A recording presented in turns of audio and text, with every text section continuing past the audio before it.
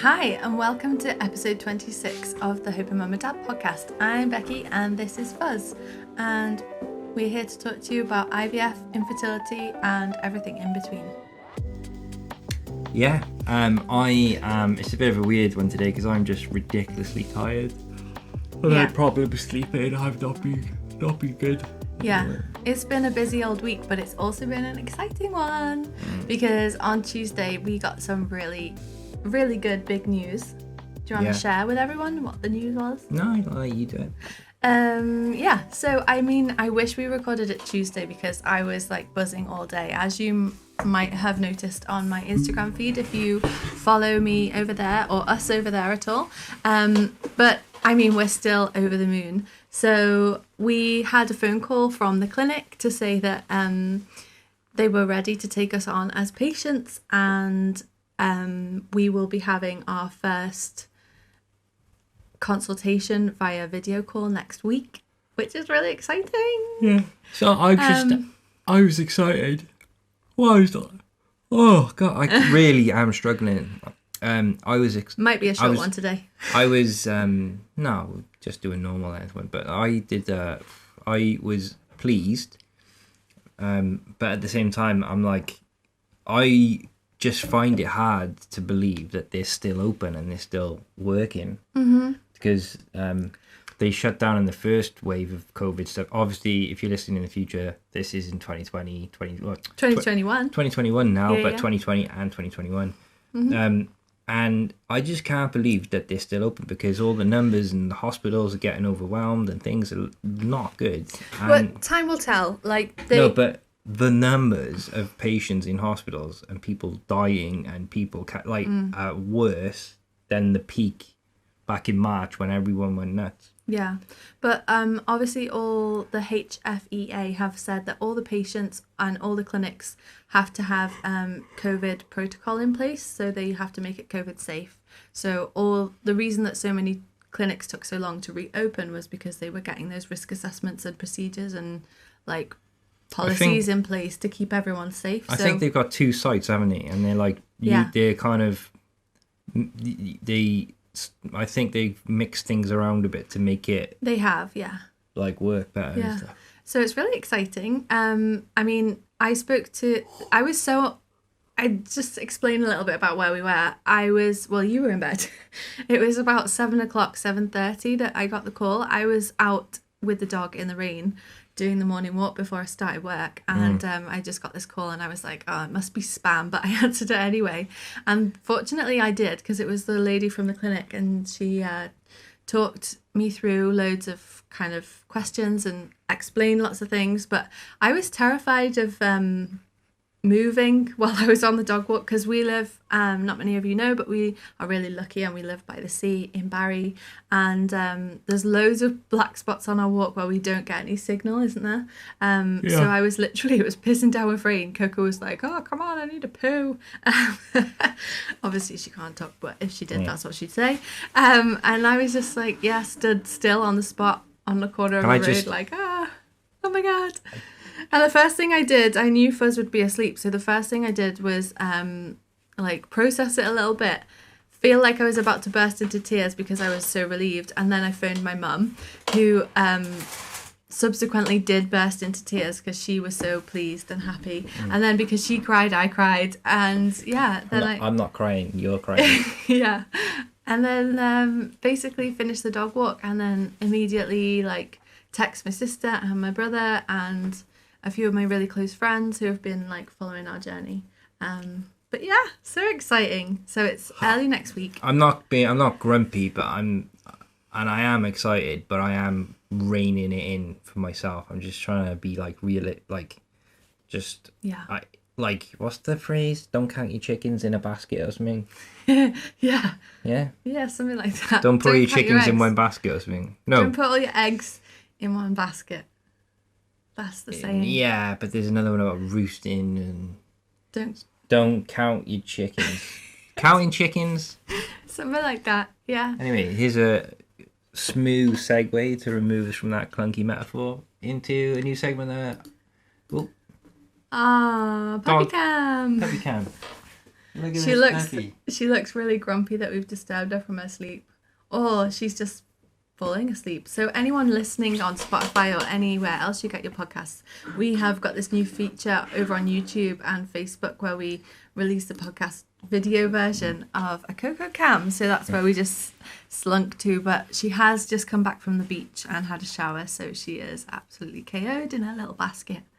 Yeah, but going back to our exciting news, we were like, I mean, there was so much information. The lady on the clinic was really good, but she wanted to call early, she explained, so that she could get the paperwork out quickly that day. That was nice of her to do that. Yeah, really kind. Because, like, if she didn't care, she knows how long we've waited. And, Yeah. like, and how we're, like, in a really weird spot because we got, like, if you were being seen and then your treatment got stopped, then that they focused on getting people started again. But if you were like I said, you were like just before, like literally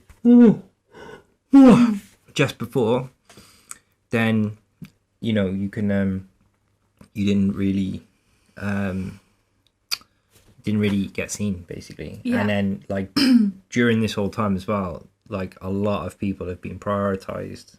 Yeah. For good reason. Yeah, for good reasons. But I mean, it's not. I thought it was literally just for like fertility preservation and stuff like that, but it's not. It's like that's obviously top priority, and then there's like loads of other ones after. So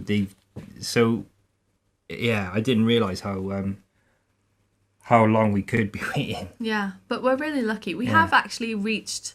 I say we're lucky, but we have reached a 15-month wait time from when we were referred. That's a guideline though, and it's a pandemic, so I don't think that applies really. But it's a long time to be waiting, isn't it? Because that's not even how long we've been trying. That's the or guideline. having investigations. That's just how long we've been referred. And then it was not the clinic's fault, but it was due to another department in the NHS. There was like a mix-up with. There was test results just hanging around for ages and stuff. Well, so it's just nice to like. It's just nice to know that we were kind of on the way, but I don't want to count my chickens in a basket because like anyone listening and not watching won't be able to tell, but I've got a bit of a flush on. All of a sudden I'm all rosy and hot, and I don't know whether it's my tea or because it's got hot or because I'm so excited. Are you embarrassed? No, I'm not embarrassed. I'm just really excited. If you say that to someone and they're prone to getting embarrassed, they will get embarrassed. Yeah, I go bright red beetroot, but I'm not going to get embarrassed by you. Like, you've seen me in all ways. So yeah, no, not because of how you look. Yeah. So, yeah, like you said, they've changed some of the procedures. So we've filled in our paperwork, which we take with us to the first face-to-face appointment. But this initial appointment is via video consultation. So that'll be interesting.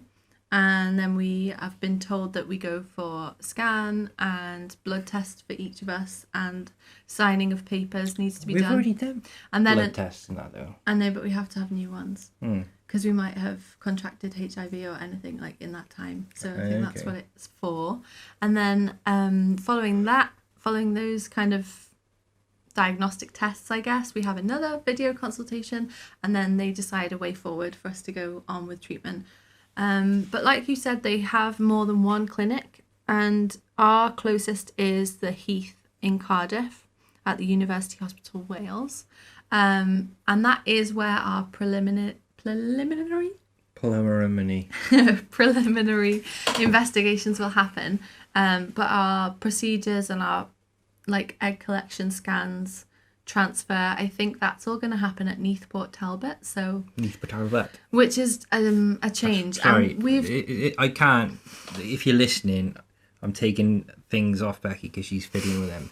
I'm like a toddler. For some reason, like when I'm producing and making it work and stuff, like I'm trying to eliminate loads of noises. But even when it doesn't make any noise, I like focus on it, and I'm just like distracted. I can't. I literally. If you're like twiddling bands or hair bands or pens, I literally can't concentrate. It's weird, especially when I'm tired. Yeah. Well, I'm excited and surprised. What did your sister say?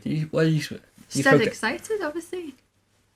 Obviously, she's not going to be like. Ugh. What do you think she said? Oh. Okay. She's excited. I want to be the only one with kids. No, she's excited, and she just said she wishes she could be here to keep us distracted from IVFness. So she wants to be able to keep us busy and keep our mind off it, which is really nice. Let's like talk potentials, like what could happen treatment wise. I'm prepared for the worst. I'm just like that. I'm an optimistic pessimistic. I'm an optimistic pessimist. Yeah, what could happen? Like, So, you want to know the worst case? No. The best case? No, like just time frames and stuff. So we've got our... I don't know. It depends how quickly we get our tests done following this video procedure. So if that's quick. Well, luckily there's loads of lab capacity and they're not busy doing anything else. That's a joke. Yeah. We're doing lots of coronavirus tests. Well, I think it's down to my cycle and the speed at which we get our appointments. So it's kind of a bit unpredictable still. So it could be... How many months roughly do you reckon it... Or how long do you think roughly it might be until we like have a first go where they like go bam? In 2 months we might be able to start medication. You reckon? So that's 2 months for medication, a month for medication. I mean, it would be great. Like, my cycle starts again in 3 weeks. Yeah. But I don't think they're going to have that quick a turnaround. But maybe they'll ask me that question when we have our video appointment. Maybe they'll say, when is your next one? And they might hurry us through. I don't know. I really don't know how it works. So what have they got? They've got a... So the earliest it could be... But the stims or whatever. Yeah, so I think... That takes 2 weeks? It 3 depends. weeks? No, it can be a long time. It depends. I don't know. Everyone's protocol is different. But I think it all starts on my next cycle. Well, it starts at the beginning of your cycle. So you have a period. And then I think... Get over it. Get over it. Get over it. I think they suppress your hormones, so maybe they wait till the next... I don't know. I've been trying to do that Basically, for years. you always ask me these questions and you're always like, you know the answers, and I don't know the answers because when you do this... geek. You're like, yeah. I really don't know those answers. They don't give you them. I can't even say half the stuff, like let alone spell it or like know what it means. Yeah. That's why that's your job. Clever clogs. So roughly, you're thinking maybe in like 2 months' time. So in 3 months' time, 3 weeks to your next cycle, a month of that's basically overlap a month, as isn't well. It? Yeah, so that's 2. March. So then the third one would be when they go. Maybe they April. try and do a transfer just after, yeah. Yeah, maybe April. Just after your period. No, they suppress your period so you don't get it, and they can control it. So they can control. Basically, I think they put you on the pill so they can control when your period will be if it's unpredictable. I really don't know. I just don't know the answers, and I think it depends clinic to clinic. But 3 months could be quite realistic. Yeah, I guess for a transfer attempt. Yeah, but like so what? The worst case is that we might not even get to transfer because I might get OHSS and then it would be a freeze-all, or we might not collect any eggs. If it is a freeze-all, surprisingly, they'd have to wait until you. If it's a freeze-all, then they wait. You stop medication, I think. Then you wait for your period, and then I think you wait a cycle in between, and then you have medication. So that's another 3 months, 4 months. No. So. I don't know. You say no, but you're saying all these things, and I get it, but I can't tally up the time. So neither can I. I don't think you just said it though. No, but I don't know the answers. I'm just ballparking and guessing. Yeah, go on then. Well, give me a ballpark. If you have to do a freeze-all, how many months would that ballpark be? In a rough guess. It depends on the clinic. Yeah, but just guess. No, because that depends on COVID and it depends on their time schedule and everything else. So I can't. Imagine COVID doesn't make a difference. I don't know. Earliest maybe June, July. How many months is that? From April. From now. Well, we're in the first month, and July is the 7th month. June is the 6th month. So yeah. 6 months. There you go. I'm like, how many months? And you're like, riddle me this. No. My first is in April. I don't understand why you don't know what number month July figure. Was. I just told you. No, you 6 didn't. Months. You said April's after July, and my first. If a donkey wants to cross a river and there's one piece of wood. You're so annoying.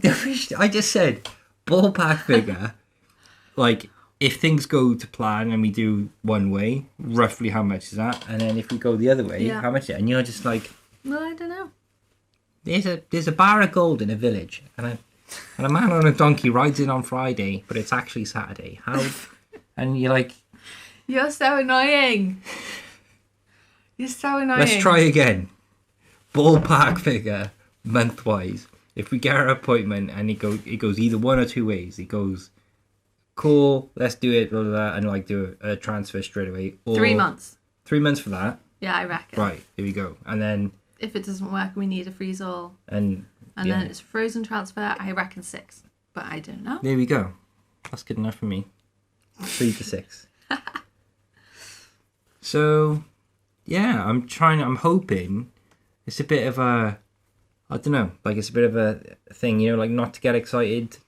I'm excited. No, but in my head, I am excited, but I'm pretending like I'm not excited so that I'm not jinxing it. Yeah. So like, I mean, I know. I was like that when I was a kid. Yeah, I know loads and loads of things can go wrong, and even with our treatment, it might not go right, but I'm just excited that we're actually patients now and we're starting something. I know. There's like movement. Before it was stagnant. But it now, could shut down at any minute. I'm like surprised it has. It could, still and open. it might. The likelihood is a very high percentage that it will just get cancelled because of COVID, which sucks. But at least then, when they start again, we will have been patients that have been cancelled, so we won't be waiting. Yeah, months that's what everyone's doing now, isn't it? They just everyone gets shit news all the time about everything, and then people are like, more often than not, going, oh well, it could be worse, it could be. Yeah.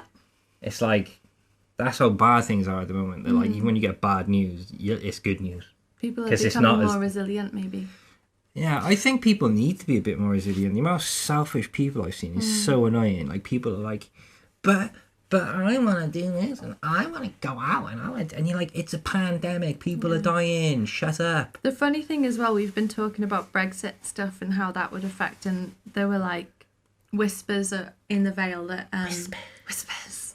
That's a segment. We should have a sound effect for that. There might be a fuel shortage and stuff, so we were like, oh, what if there was? And you were like, don't worry. My dad works in the haulage industry, right? And I said that to him, and he was like, what are you talking about? So what it probably is someone in the council has just done something weird, and the ironic thing is there probably will be a fuel panic when people go, ooh.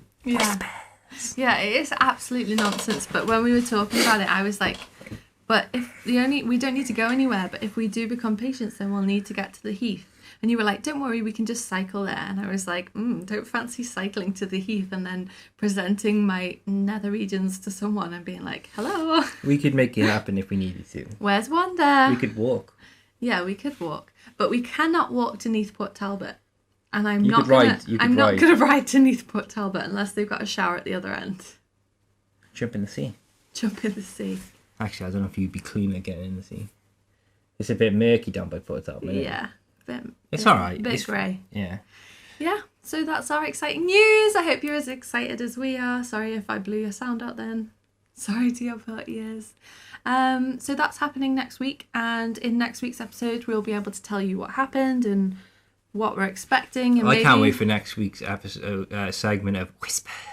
There won't be any whispers. It's Coco. She's so uninterested. I think Coco's thoughts on us getting pregnant are, I mean, she's really not into it. Look at she doesn't really like kids. She's not into kids at all. She's the cutest dog I've ever seen in my life. Our friends Lou and Matt are proud parents of... owners of a brand new baby. He's not brand new anymore. He's over 1. But Coco, he's the youngest. He's 2018. He's the youngest baby. No, 19.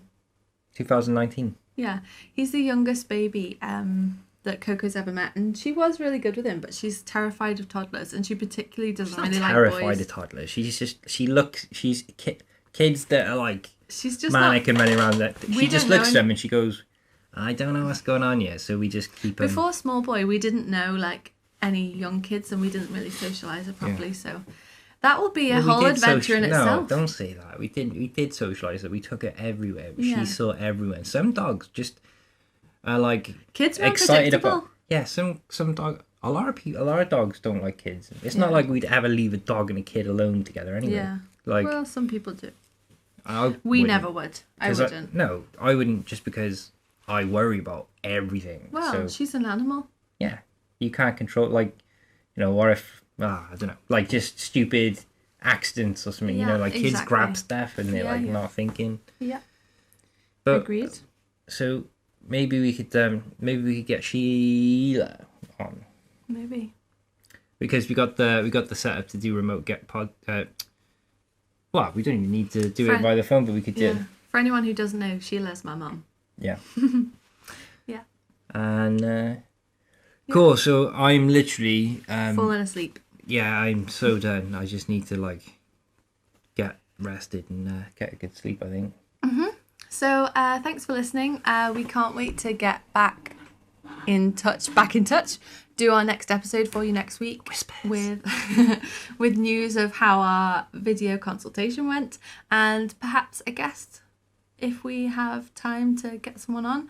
And if not, then it'll just be more us news, which is exciting because we've never been able to do that on our podcast so far. What? What do you mean? News, yeah. Yeah, before we had to fill up the time with guests because what did we have to say? We were just waiting. Yeah. It was Who are you? Who even are you? Got nothing Imposter to say. syndrome. So thanks for listening. Go and check us out on Instagram, YouTube, and anywhere else you get your podcasts. And please, please, please share with anyone who might be trying to conceive or going through any fertility issues. Have a good one. Bye.